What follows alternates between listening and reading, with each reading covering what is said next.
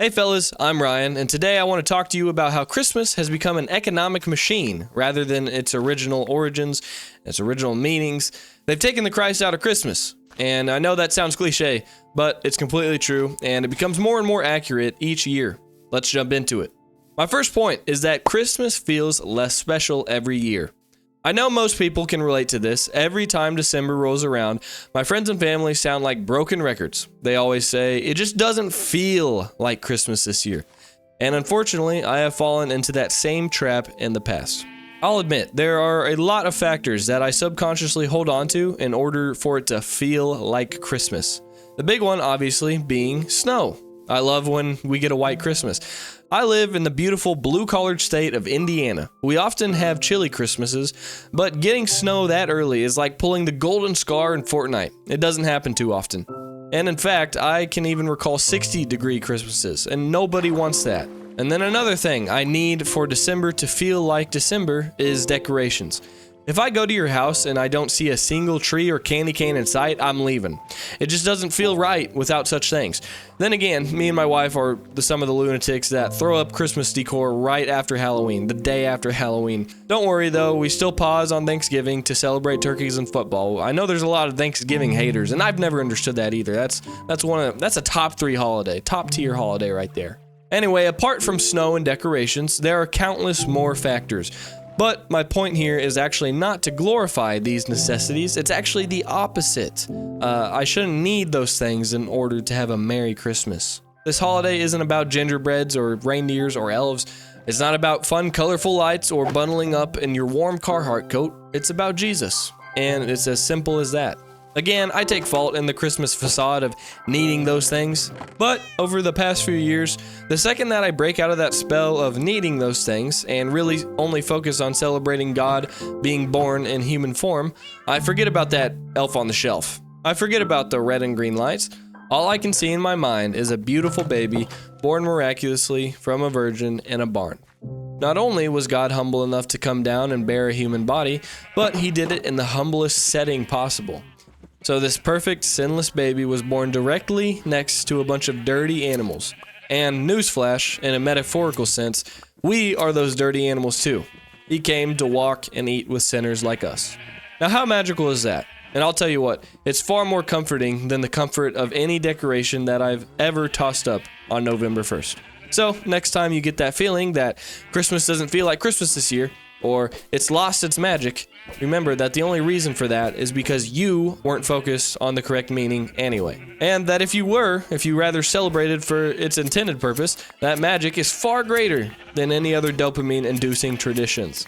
My next point is the most blatantly obvious. Christmas runs off consumerism. Guys, we love consumerism in America. We love this capitalist society, including myself, because I love getting gifts. The average human does. Comment below if you do as well, so you can make me feel a little less terrible about myself.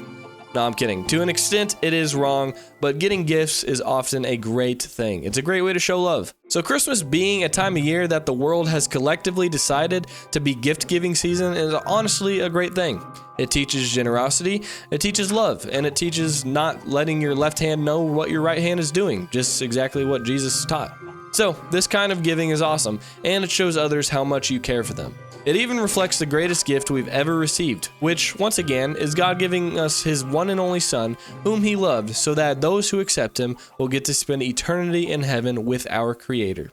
The issue only arises when we take it out of context. Are you making it more about gifts than Jesus?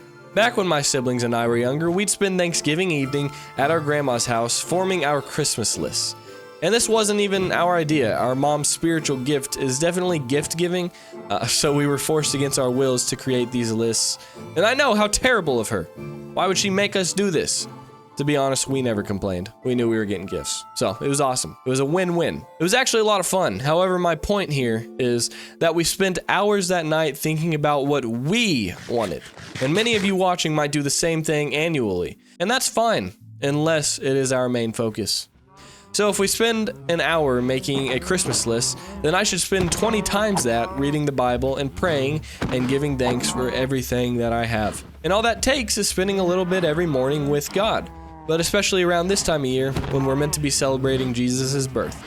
It's especially important during this time because we get so distracted by the gifts and traditions that we don't even remember to thank God for his own gift. And again, even though Jesus was born in a nasty manger, instead of being wrapped in the most colorful wrapping paper and most beautiful gold bow you've ever seen, Jesus was still the greatest thing we have ever received.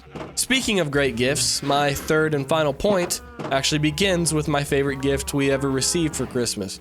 And I'll tell you that story, but first, keep in mind that this point is all about the topic of family. So before I talk about family, let me share my fondest Christmas day that I can remember.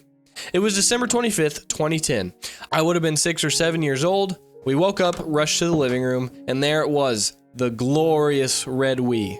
Boy, it was gorgeous, genuinely. If you've ever laid your eyes on one of those, then you would know how clean they look, specifically the red ones. However, I'm not racist. The color of the Wii doesn't really matter or apply to the story.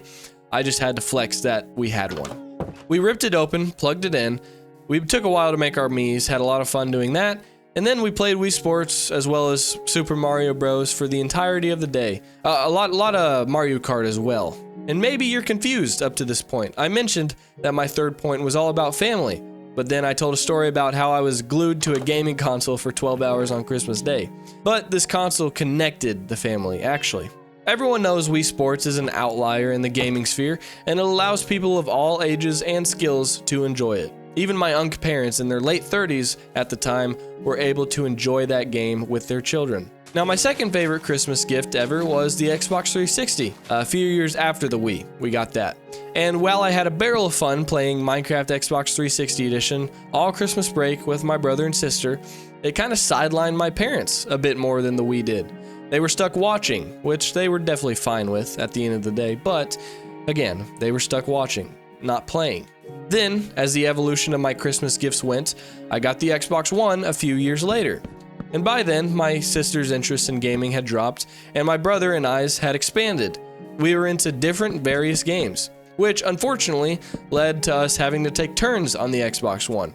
I remember being ticked that he got to play Star Wars Battlefront for like the first several hours. I swear, it felt like all day, but for the first several hours of the Xbox One being used. But eventually I got my turn, and it felt isolating to no longer share in the games with my family, but to do my own individual thing. By now, I assume you can kind of see where I'm going. Each year, I spent less and less time being with my family on Christmas. It became more about me and what I wanted, rather than celebrating with people around me that God had given me. Now, don't get me wrong, I absolutely hate it when TV shows or movies make family the main theme of Christmas. It happens all the time, 90% of Christmas movies. It's family-based, family-oriented. Now, it's not called Family-Miss. Family-Miss. That's kind of hard to say, but it's not called Family-Miss. It's Christmas. It's Christmas, guys. I don't have a nativity set out of me being born in the hospital in 2004 surrounded by doctors. No, it's about Jesus being born in a barn around animals. Movies typically do this because they hate the true meaning of Christmas, which again is Jesus. However, I can definitely get behind this, that the second most important thing, undisputedly, objectively, would be celebrating it with those whom you love, your family or your closest friends. And I don't even want to know how some of you youngins are spending Christmas now with all of the technology that has been coming out. I see 7-year-olds walking around with phones now. Like, bro, what? What? 7-year-olds? That doesn't even make sense. Why do they need that?